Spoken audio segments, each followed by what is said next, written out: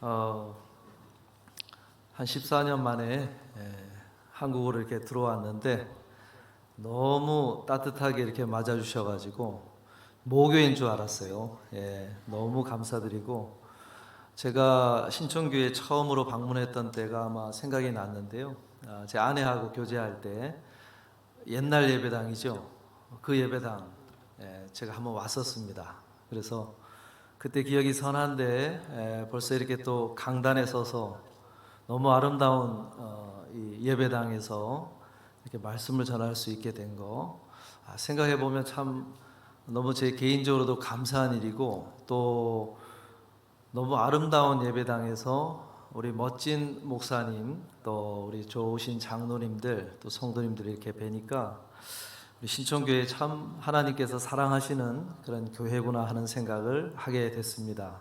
아멘이시죠? 예. 여기서 이제 시골길을 다니면서 또 옛날 추억에 젖어서 이렇게 다니다 보니까 작년 저희가 추억 여행을 한 적이 있거든요. 14년 전에 미국으로 처음 갔을 때 살았던 곳, 그런 곳을 이렇게 가보게 되었는데 그 시절의 생각이 많이 나더라고요. 저희가 처음으로 건너간 데가 펜실베니아주에 있는 그 필라델피아 도시 외곽에 있는 랜즈데일이라고 하는 곳입니다. 한 18,000명에서 9,000명 정도 되는 그런 아주 작은 이제 소도시인데 거기에 아담하게 붉은 벽돌로 지은 3층짜리 아파트에서 3층에서 살았습니다. B동 302호. 이번에 가가지고 작년에 가가지고 그 문 앞까지 갔어요. 가서 저희 가족이 기념으로 사진도 좀 찍고 얼마나 그 시절이 생각이 나든지 그 바로 옆에 아담한 공원이 있습니다. 그 오솔길이 있는데 반딧불이 이렇게 많이 올라오는 아주 예쁜 공원이거든요. 거기를 걸으면서 그런 생각이 들더라고요. 참 그때가 행복한 시간이었구나 하는 생각을 하게 됐습니다. 그 말인즉슨 그 당시에는 행복하다고 하는 생각을 못했다는 얘기죠. 그렇죠? 근데 14년이 지난 후에 가서 보니까 그때 참 행복했었구나 하는 생각을 하게 됐습니다. 저희가 참 어리석은 것 같아요. 행복한 시간을 보내고 있으면서도 행복한 줄 모르고 지난다는 게 우리의 비극입니다. 그렇죠? 지나고 보면 그 시절이 내 인생의 어느 지점을 비교해 보아도 참 행복한 지점이었는데 그때는 왜 그렇게 그 행복한 것을 충분히 누리지 못하고 지나갔을까? 이게 우리의 비극이에요. 그러면서 조금 더 살갑게 만난 사람들에게 감사하다는 말 한마디 더 할 수 있고 불평하고 싶은 거 좀 줄여서 격려의 말 한마디 더 할 수 있는 것이 우리들이 할 수 있는 하나님이 허락하신 축복인데 그때는 왜 그렇게 아둥바둥 그렇게 얼굴 붉히면서 지나갔는가 그런 생각을 해보게 됐습니다. 오늘 성경 말씀이요 그런 이야기를 하고 있습니다. 자신들이 행복한 이스라엘의 역사에서 가장 드라마틱하고 가장 은혜의 풍성한 시기를 지나고 있다는 사실을 기억하지 못하고 있는 그 이스라엘 백성들을 향해서 너희가 지나온 시절 그리고 너희가 서 있는 이 지점이 얼마나 행복한 자인 줄 아느냐 그 이야기를 모세의 입술을 통해서 하고 있는 말씀입니다. 오늘 본문 29절에 보면 그렇게 말씀하지요. 이스라엘이여 너는 행복한 사람이로다. 이 말씀은 모세가 이제 죽음을 앞두고 12지파를 축복하고 나서 한 말씀입니다. 이 말씀을 듣는 이스라엘 백성들이 행복하다라고 느끼고 있었을까요? 그렇지 않죠. 그들 앞에는 여전히 가나안 땅에 들어가지 못한 상황이었고 정복이 불가능한 것처럼 보이는 안악 자손들이 거대한 성벽을 쌓고 버티고 있는 그런 여리고성 같은 것들이 견고하게 서 있는 그런 시점이었어요. 그런 상황이었어요. 그리고 자신들을 이끌어왔던 걸출한 지도자들이 다 죽어간, 미리암과 아론과 같은 이들이 광야전 중에 다 죽고, 이제 모세도 죽기 전에 고별 설교를 하고 있는 그런 지점이었어요. 그런데 그런 그들을 향해서 너희는 행복한 사람이다. 여러분, 우리가 이 말씀 앞에서 무엇을 들어야 할 것인가? 성경이 말하는 행복이라고 하는 것은 우리의 상황과 관련되거나 감정과 관련된 영역을 뛰어넘는 그 무엇이라고 하는 것을 알려주는 것입니다. 상황적으로나 감정적으로 보면 나 스스로는 절대로 행복하다고 느끼지 못한 그런 상황에서 성경은 나를 향해 너는 행복한 사람이다 라고 이야기를 하고 있다는 거예요. 그래서 여러분, 성경 말씀을 들을 때는요, 항상 겸손의 문을 열어놔야 돼요. 내가 믿어지기 때문에 아멘 하는 것이 아니고, 믿어지지 않는데 이상한 말씀이 들린다고 한다면 여기에는 무언가 내가 바라보지 못하고 깨닫지 못하는 그러한 의미가 들어있을 것이다 하고는 일단 아멘으로 받아야 된다는 것입니다. 그러고 나면 이해되기 시작하는 거예요. 이게 하나님의 말씀이에요. 그렇죠. 여러분, 하나님의 말씀이 내가 100%다 이해되는 말씀을 하시는 하나님이라고 한다면 왜 믿겠습니까? 믿음이 왜 필요 있겠어요? 다 이해가 되는데. 그런데 하나님이라는 분은 나의 생각의 범위를 뛰어넘는 분이시기 때문에 항상 겸손하게 그 말씀이 무슨 말씀인지 이해가 안 되더라도 아멘으로 받고, 하나님 무슨 말씀인지 이해되게 해달라고 기도하는 마음으로 그 말씀을 간직하고 나갈 때 하나씩 이해되는 비밀한 것들을 경험하게 된다는 것입니다. 이 비밀을 알고 있는 사람은 아멘으로 그 말씀을 받게 되어 있어요. 우리가 나이 많으신 어르신들, 아버지 어머니를 찾아뵐 때 좀 철이 든 자식은 그렇게 태도를 취하죠. 내가 다 아는 것 같은데도 뭔가 경험하신 게 있겠지 하고는 경청하는 자세로 듣는 자식은 세월 통해서 뭔가 철이 든 자녀가 그런 태도를 취하는 거예요. 그런데 그런 게 아직 없는 자녀는 내가 다 알고 있는 얘기 그만하세요 하고는 아버지 어머니의 입을 막아버리는 자녀들이 있다 이거예요. 우리가 하나님 아버지 앞에서 하나님의 입을 막아버리는 그런 자녀로 서면 안 되겠죠. 우리가 경청하고, 하나님 아버지께서 우리에게, 자녀된 우리에게 잘 되라고 무슨 말씀을 하시나 하면서 마음의 문을 열고 귀를 열고 들어야 하나님이 기뻐하시면서 그렇게 듣고 있는 한 사람 한 사람 하나님의 자녀된 이들의 삶을 안내하시고 인도하셔서 비밀한 것을 경험하게 하시는 줄로 믿습니다. 아멘 하신 분은 그런 은혜를 누리실 줄로 믿습니다. 예. 인생에 정말로요, 귀한 것들은 우리 머리로 이해되지 않는 것들이 많습니다. 한번 생각해 보시면 사랑과 관련된 것만 생각해 봐도 부모가 아이를 향해 베푸는 사랑의 액션은 머리로는 도저히 상식적으로 맞지 않는 행동을 하는 게 많아요. 그렇죠? 자녀를 위해서 계산하면서 움직이는 부모가 누가 있겠습니까? 계산하지 않지요. 급하다고 하고 아프다고 하고 도와달라고 하면 발벗고 나서는 게 아버지 어머니의 심정일 거예요. 그 옆에서 보면 아이고 왜 저렇게 하나 이해가 안 되죠. 그러나 사랑하기 때문에 하는 것입니다. 그렇죠. 오늘 인생의 행복도 그런 것이다 이야기를 하고 있습니다. 여러분, 미국에 알려진 유명한 아버지와 아들이 있습니다. 딕 호이트라고 하는 분과 릭 호이트라고 하는 아버지와 아들이 있어요.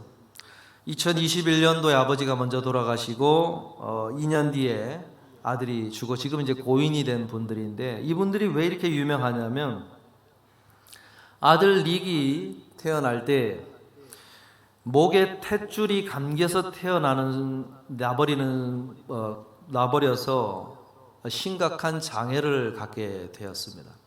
뇌성마비와 전신마비 판정을 받고 태어났어요.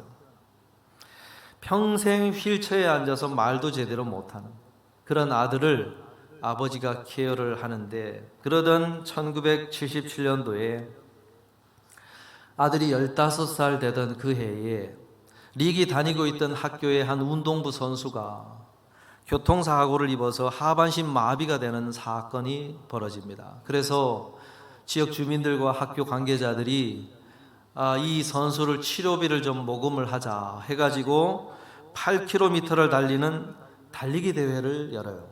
근데 그 소식을 이 아들 릭이 듣고 아버지에게 턱으로 이렇게 누를 수 있는 특수 자판을 이용해서 아버지에게 메시지를 보냅니다.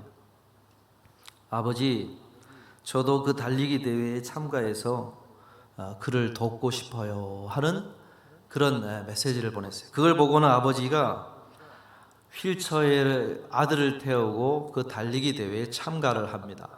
그렇게 해서 완주를 해요. 그러면서 그날 밤 완주를 한 그 대회가 끝난 그날 밤 그 아들이 아버지에게 뭐라고 메시지를 보냈냐면, 아빠, 오늘 달릴 때 제가 장애인이라는 사실을 전혀 느끼지 못했어요. 그래요.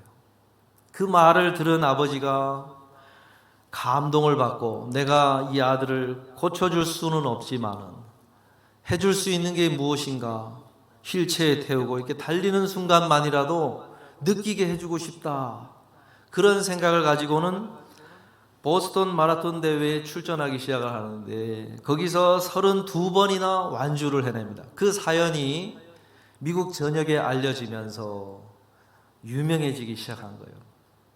그러다가 나중에 어디까지 출전을 하게 되냐면 철인 3종 경기까지 아들을 데리고 참가를 합니다. 여러분, 철인 3종 경기가 뭡니까? 3개의 종목을 하는 거죠. 수영이 3.9km, 자전거가 180km, 마라톤이 42km를 달리는 경기입니다. 이거를 아버지가 수영 종목을 보트 위에 아들을 태우고 직접 수영을 해서 건너요. 그리고 자전거 종목은 특수 자전거를 아들을 태워가지고 페달을 밟고 하고, 마지막 마라톤은 휠체어 태워가지고 완주를 해내는 것이죠. 1000번이 넘는 경기를 완주해냅니다. 그래서 사람들에게 감동을 주는 거죠. 이 모든 것이 뭡니까? 아들을 사랑하는 아버지의 심정으로 그 일을 하는 거예요. 사람들이 옆에서 보면 이해가 안 되는 행동을 한 거죠. 이해가 안 되는. 보통 사람이 완주해내기도 힘이 들고 헉헉거리는 그 경기를 2배, 3배가 넘는 그 힘을 쏟아 부어야만 감당할 수 있는 그거를 아버지가 아들을 위해서 기꺼이 하는 거예요. 이런 사랑도 어떤 합리적인 생각을 따라 하는 것이 아니라는 것이, 머리가 아니라 직접 거기에 뛰어들어 해야만 알게 되는 것들이 인생 가운데는 많다는 것입니다. 하나님이 말씀하시는 인생의 행복도 그런 것이라고 이야기를 하고 있어요. 이 땅에서의 삶뿐만 아니라 하나님은 영원한 삶을 포함하여 바라보는 행복의 기준을 가지고 계시기 때문에 이스라엘 백성들을 향하여 너는 행복한 자로다 말씀을 하고 있는 것입니다. 우리가 생각하는 기준과 하나님이 생각하신 기준은 다르다는 것이죠. 이 사실을 여러분 우리가 꼭 기억해야 돼요. 행복한 사람이라고 하는 이 히브리어 원어를 직역하자면 복을 누린 사람이라는 뜻입니다. 복을 누린 사람, 하나님 나라 차원에서 누릴 수 있는 가장 큰 복을 누린 자다라고 하는 뜻을 가지고서 그들을 향하여 행복한 사람이라고 말씀을 해 주신 거예요.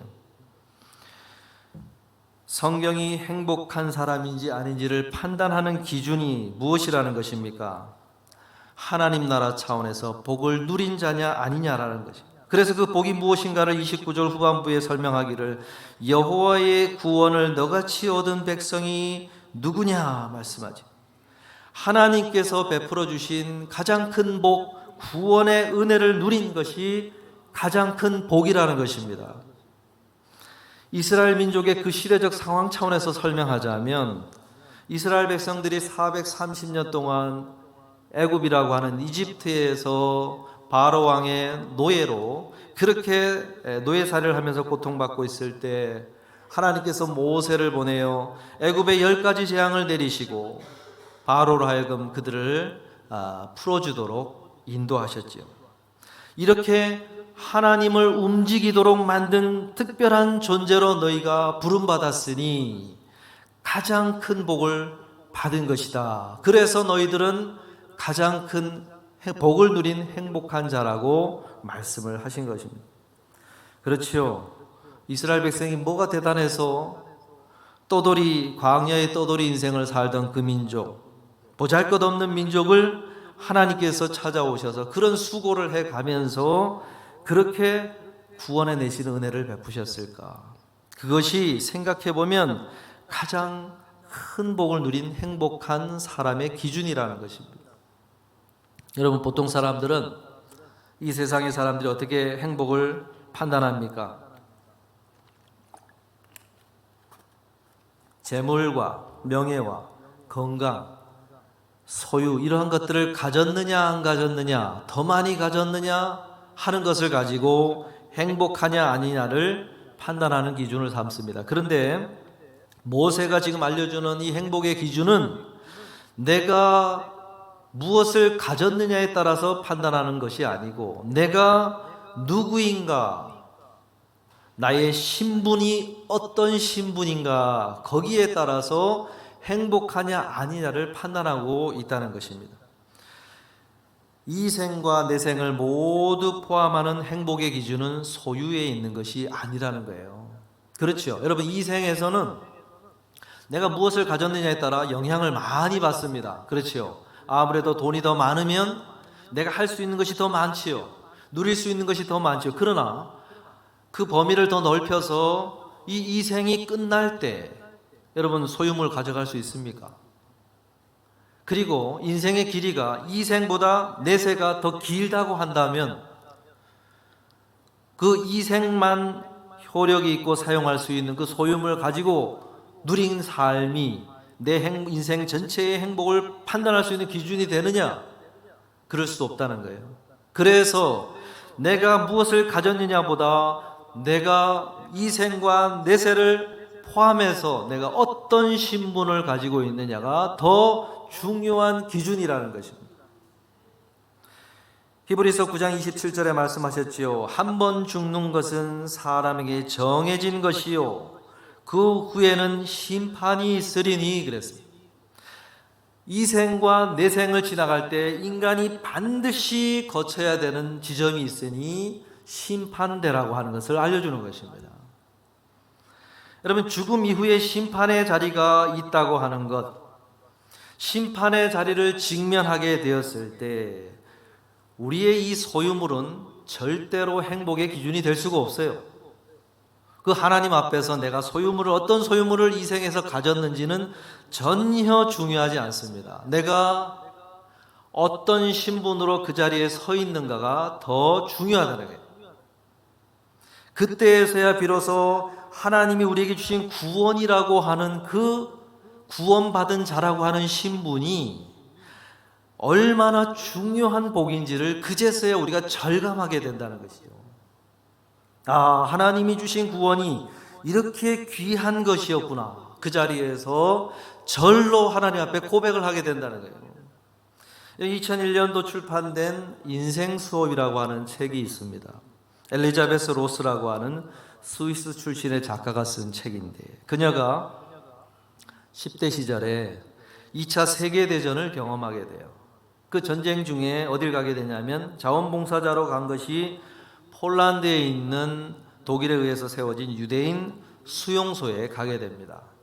거기서 그 수용소 벽을 청소를 하다가 보게 된 것이 무엇이냐면 낙서처럼 그려져 있는 새겨진 그림들을 보게 돼요. 근데 그 그림들이 누가 그린 그림들이냐면 오늘 가스실에 들어갈 사람들이 부름을 받아가지고 불려져가지고 호명이 되어 그 가스실에 대기하면서 차례차례 들어가게 되는 줄을 서 있는 이들이 가스실로 끌려가기 전에 손톱으로 들 수 있는 작은 돌을 들어서 거기에 생의 마지막 희망을 그려놓은 그 그림들이에요. 나비 그림이 그려져 있기도 하고 각종 그림이 그려져 있는데, 그것을 보면서 그녀가 죽음에 대해서 관심을 갖게 돼요. 죽기 전에 사람은 무엇을 생각할까? 죽기 전에 사람들은 어떤 심정일까? 이런 거에 대한 평생 연구를 하게 됩니다. 그런 그녀가 자신의 그 연구 결과를 정리를 하면서 책을 낸 것이에요. 그런데 거기서 그녀가 뭐라고 이야기하냐면, 죽음과 정면으로 마주하면서 사람들은 삶을 바라보는 시각이 완전히 달라지게 됩니다 라고 이야기를 했어요. 죽음을 마주하고 직면하게 된 사람의 마음에 놀라운 변화들이 일어난다라고 이야기를 합니다. 그동안 정말로 중요하게 생각하고 있던 기준들이 다 내려놓게 되고, 전혀 중요하게 생각하지 않았던 기준을 사람들이 마음에 품게 되더라. 인생을 바라보는 기준이 달라지게 된다는 것이죠. 예수님께서도 이와 같은 비유의 말씀을 하셨지요. 누가복음 16장에 가보면 부자와 거지 나사로의 죽음의 이야기를 하셨습니다. 거기서 보면 거지 나사로는 죽어서 낙원에 가고 아브라함과 함께 있으면서 그들과 함께 교제하고 품에 안겨 있는 모습으로 나오게 되고, 나중에 죽은 부자는 음부에 갔는데 거기서 낙원에 있는 그 거지 나사로의 모습을 보게 됩니다. 그럴 때 그가 요청한 것이 무엇입니까? 바로 나사로를 자신의 아버지 집에 보내달라고 하죠. 자신이 갈 수 없다면 나사로라도 보내달라고 요청을 합니다. 왜냐하면 자신의 형제 5이 아직도 이 땅에서 삶을 살고 있는데, 그곳에 가서 이곳 이야기를 들려준다면 그들이 이곳에 오지 않을 수 있지 않겠는가 하는 소망을 가지고 그런 부탁을 한 거예요. 그 부자의 모습이 무엇을 알려줍니까? 전에는 이 땅에서 사는 동안에는 돈벌이에만 관심이 있었고, 어떻게 하면 돈을 모아가지고 남들보다 잘 사는 것에 관심이 있었던 그가 그 음부에 가보니까 그것이 중요한 것이 아니라 이 땅에서의 삶 이후에 어떤 삶이 펼쳐지는지를 꼭 들려주어야만 된다고 하는 그것이 더 중요하게 여겨져서 그런 요청을 하게 된다는 거예요. 이게 사람이 죽음을 지나면서 갖게 되는 생각의 변화를 이야기를 하신 것입니다. 여러분, 우리가 이 세상에서 눈을 감는 죽음을 마주하게 될 때, 아니 의사로부터 당신은 암 말기 또는 불치병의 말기입니다, 삶을 3개월 안에 정리하십시오 하는 그런 선고를 들었다고 한번 생각을 해보시죠. 지금 내 마음에 어떤 생각이 들 것인가? 당장 나는 주어진 이 3개월의 시간을 어떻게 보낼 것인가? 이렇게 생각만 해도요, 우리가 이제까지 중요하다고 여기는 것이 중요하지 않게 될 거예요. 그러면서 인생을 어떻게 사는 것이 정말로 중요한 인생이 될 것인가 생각을 하게 된다는 거예요. 행복의 기준이 바뀌게 된다는 것입니다. 그래서 여러분, 우리가 죽음을 마주하기 이전에 하나님의 말씀은 이미 죽음을 마주한 이들의 모습을 소개해 주면서 우리가 가장 이 시점에서 무엇을 중요하게 할 것인가를 미리 체험하기 전에 알려주는 말씀이 성경을 통해서 들려지고 있다는 거예요. 얼마나 중요한 순간입니까? 우리는 이 말씀 앞에서 죽고 살아나는 경험을 날마다 해야 되는 거예요. 말씀을 통해서 내 생각이 완전히 바뀌어지는 경험이 있어야 된다는 것입니다. 이 말씀 하나를 부여잡을 때 내 안에 생겨나는 많은 생각의 변화가 있어야 되고, 이 말씀을 들을 때 또 변화되는 것이 있어서 내 삶을 자꾸 갖고 나고 가면 죽음을 마주했을 때 충격으로 다가오는 것이 아니라, 이제 내가 정말로 소중하게 생각하고 걸어왔던 그것이 정말로 이루어지는 것을 보게 되겠구나 하면서 기쁨으로 기대함으로 그 죽음의 순간을 준비하고 마주하게 되는 모습이 하나님의 자녀들이 걸어가야 될 모습이라고 하는 것입니다. 한국의 최고의 지성인이라고 불렸던 고 이어령 박사 다들 아시지요? 지성에서 영성으로라는 책을 고백했죠. 자전적인 고백입니다. 그의 딸이 암 판정을 받고 투병을 하면서 병간호를 옆에서 해주면서 그 딸이 보여주는 모습을 보면서 도전을 받았어요. 야, 평소에는 얼마나 차갑게 기독교를 반대하고 회의적으로 바라봤던 그가 신실하게 신앙을 가지고 살아왔던 딸이 그 질병이 가져다주는 그런 고통과 공포 앞에서도 보여주는 그 평안한 마음을 보면서 도대체 딸이 믿고 있는 예수님이 누구시길래 이렇게 딸이 그렇게 걸어가는가 하면서 관심을 갖고 예수님에 대해서 마음이 조금씩 열리더니 나중에 2007년 일본 도쿄 온누리교회에서 하용조 목사님부터 세례를 받았습니다. 그리고 끝까지 마지막까지 신앙을 간증하면서 인생을 마무리하셨죠. 그런 변화가 일어난다고 하는 거예요. 성경의 인물 중에 정말로 그렇게 드라마틱한 변화를 경험한 인물이 있는데 바로 이삭의 둘째 아들 야곱이 있습니다. 그 야곱이 아들 요셉이 살아있다는 소식을 듣고 애굽으로 와서 아들을 만나고 바로 왕 앞에 섰을 때 그가 자신의 인생을 어떻게 소개했냐면 창세기 47장 9절에 보면 야곱이 바로에게 아뢰되 내 나그네 길의 세월이 130년이니이다. 내 나이가 얼마 못되니 우리 조상의 나그네 길에 연초에 미치지 못하나 험악한 세월을 보내었나이다. 그랬어요. 자신의 인생을 험악한 세월이라고 소개를 했습니다. 그렇겠지요.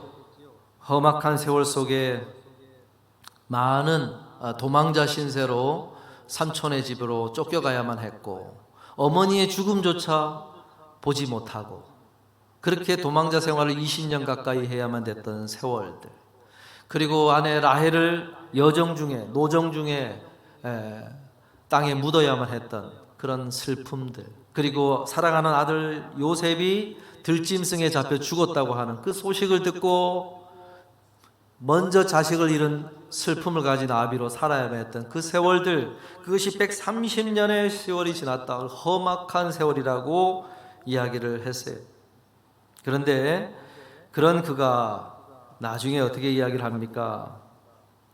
그녀는 그렇게 그런 가운데서도 나중에 자신의 아들을 축복할 때에, 죽음을 앞두고 자신들의 아들을 축복할 때에 그 인생을 돌아볼 때 자신의 인생이 이렇게 보였다는 것이죠. 창세기 48장 15절 16절에 보면 그가 요셉을 위하여 축복하여 이르되 내 조부 아브라함과 아버지 이삭이 섬기던 하나님, 나의 출생으로부터 지금까지 나를 기르신 하나님, 나를 모든 환난에서 건지신 여호와의 사자께서 이 아이들에게 복을 주시오며 이들로 내 이름과 내 조상 아브라함과 이삭의 이름으로 칭하게 하시오며 이들이 세상에서 번식되게 하시기를 원하나이다 그랬어요. 나의 출생으로부터 지금까지 나를 기르신 하나님이라고 고백을 했습니다. 나를 길러주신 하나님, 험악한 세월을 돌아보니 나를 길러주신 하나님, 나의 목자가 되어주신 하나님의 손길이 보이더라. 그러면서 이 험악한 세월을 지내는 동안에도 저를 보호해 주셨듯이 우리 아이들을 주님께로 부탁을 드린다고 하는 축복 기도를 하는 사람으로 인생을 마쳤다는 것입니다. 여러분, 우리가 한번 인생을 돌아보시면 오롯이 내 힘만으로 살아왔다라고 100% 이야기할 수 있는 사람이 누가 있습니까? 아무리 잘난 사람도 자식이 불덩이 같은 몸을 하고 있으면 마음이 약해져서 하나님을 찾고 도와달라고 뭐라도 붙들고 싶는 심정으로 그렇게 기도로 하는 것이 인생이에요. 그렇죠? 그래서 우리가 위급한 상황을 만나고 어찌할 줄 모르는 상황을 만나 무기력해졌을 때 우리를 향해 보이지 않는 거대한 도움의 손길들을 힘입어서 우리가 이 인생을 걸어왔다. 그런데 그것을 돌아보니 하나님이 사람을 움직이시고 환경을 움직이셔서 우리를 길러주시고 보호하시고 인도해 주셨구나 하는 그 사실을 야곱이 깨닫고 그렇게 고백을 한 것입니다. 여러분, 그런 고백이 있으면 나는 행복한 사람이구나 하는 것을 고백하게 되겠지요. 이 고백을 가진 사람이 참 복된 사람인 줄로 믿습니다. 예. 죽음이 오기 전에 그 고백을 갖는다면요, 그 죽음이 오기 전까지 인생 걸음걸음이 얼마나 행복해지겠는지 한번 생각을 해보세요. 먼 일만 있으면 감사하고, 먼 일만 있으면 기쁨이 생기고 그러겠지요. 오늘 마주하는 험악한 세월들이 우리에게 찾아온다 할지라도 많은 사람들이 나를 알려주는 그런 말들이 아니고, 나 자신의 감정이 알려주는 그런 생각들이 아니고, 오직 하나님께서 오늘 모세의 입술을 통하여 말씀하시는 아무개야 너는 행복한 자로다 하는 이 말씀을 나를 향한 말씀으로 마음에 품으시고 걸어가시는 우리 모두가 되실 수 있기를 주님의 이름으로 축복합니다. 말씀을 마무리하려고 하는데요, 오늘 본문 후반절을 보면 내 대적이 내게 복종하리니 내가 그들의 높은 곳을 밟으리로다 그랬어요. 행복한 자라고 말씀하신 다음에 이 말씀이 나오는 것은 그들이 걸어가야 될 길이라고 하는 것은, 남은 여정의 길은 그들을 가로막고 넘어뜨리려고 다가오는 수많은 대적이 있는 영적 싸움의 현장이라고 하는 것을 알려주는 것입니다. 여러분, 인생 속에는요, 관계적인 위험도 있고 질병도 있고 수많은 사건 사고들이 즐비한 현장이라는 것입니다. 그런 즐비한 현장 가운데 우리의 영혼 속에 찾아오는 수많은 내적이고 영적인 싸움이 일어난다는 거예요. 정말 나는 행복한 사람이라는 이 말씀 간직하고 열심히 신앙생활 해가고 걸어가보고자 한번 마음을 굳게 먹었는데, 예배당 문을 나서서 집을 나섰는데 웬걸 거기서 얼굴을 붉히게 만들고 화를 내게 만들고 낙심이 되게 만드는 그런 일들이 찾아온다는 것입니다. 여러분, 그럴더라도 본문이 말하는 참된 행복이란, 그럼에도 불구하고 세상의 행복은 아무 문제도 없고 아픔도 없고 위기도 없고 평안한 온실에 있는 것을 행복이라고 말하지만은, 오늘 성경이 말하는 행복은 그런 행복이 아니라는 것입니다. 참된 행복은 우리를 넘어뜨리려고 다가오는 수많은 영적인 싸움과 삶의 위기들을 회피해버리고 피해버리는 것이 아니라, 그 가운데서도 우리의 방패가 되시고 칼이 되어서 우리를 도우시며 그 위기들을 하나하나 이겨내고 마침내 하나님이 약속하신 그 땅에, 그 지점에 도착하는 것이 진정한 행복이라고 하는 것을 가르쳐 주는 거예요. 여러분, 하나님이 디자인하신 인생이란 그런 것입니다. 각 사람을 향해 설정해 놓으신 거룩한 목적지가 있어요. 그 목적지를 향해서 아무리 험악하고 아무리 사망의 음침한 골짜기가 있는 곳이라 할지라도 그 하나님의 손길을 의지하여 그 목적지에 영광스럽게 도달해내는 그 경주를, 걸음을 성공적으로 완주해내는 자, 그 자에게 주어지는 영원한 진정한 행복이 우리에게 주고자 하시는 행복이라는 것을 말씀하는 것입니다. 디모데후서 4장 7절에 믿음의 사람 사도 바울이 인생을 마치면서 그렇게 고백하지요. 나는 선한 싸움을 싸우고 나의 달려갈 길을 마치고 믿음을 지켰으니 이제 후로는 나를 위하여 의의 면류관이 예비되었으므로 주 곧 의로우신 재판장이 그날에 내게 주실 것이며 내게만 아니라 주의 나타나심을 사모하는 모든 자에게도니라 그렇죠. 여러분, 우리에게 남아있는 걸음 끝까지 완주해내시고 이겨내시고 걸어가셔서 마지막 순간에 우리에게 주고자 하신 하나님의 놀라운 진정한 행복을 받아 누리시는 저와 여러분 되시기를 주님의 이름으로 축원합니다. 기도하겠습니다. 사랑의 하나님, 감사합니다. 우리에게 주신 행복이 우리 안에 여전히 흐르고 있고 우리에게 주어지고 있다는 사실을 우리가 잊고 있었던 저희들을 다시금 말씀 앞에서 그 사실을 듣게 하시고 깨닫게 하시고 바라볼 수 있도록 은혜 주시니 감사합니다. 세상이 말하는 행복에 미혹되지 않게 하시고 내 안에서 일어나는 수많은 생각들에 내 마음이 어지럽혀지지 않게 하시며 오직 하나님의 말씀이 빛이 되어 우리 가운데 선명하게 새겨지고 알려주시는 그 빛을 따라 걷는 우리 모두가 되게 하셔서 하나님 앞에 섰을 때 참된 행복의 기쁨을 누릴 수 있는 저희들 될 수 있도록 축복하여 주시옵소서. 감사함이 예수님의 이름으로 기도하옵나이다. 아멘.